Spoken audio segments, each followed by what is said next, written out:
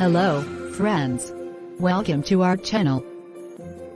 Usual English conversation. In our channel, there are lots of tips and tricks, are there to learn English speaking. Want to speak English naturally? Keep watching our videos continuously. Watch full video, don't skip the video. Watch conversation questioning and answering about computer. Hi. Hello. Do you have your own computer? Yes, I owned a personal laptop when I was in university. How often do you use the computer? Almost every day. I can't work without a computer. Have you ever joined any computer class? Yes, years ago. I learned about Microsoft Word and Excel. What do you use the computer for? You know, I'm an accountant, so managing business records would be much easier for me using a computer. What are some advantages of using the computer?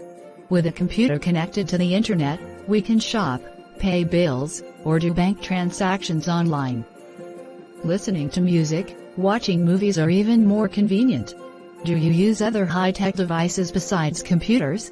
Yes, apart from a computer, I also use a smartphone. Should children learn how to use the computer?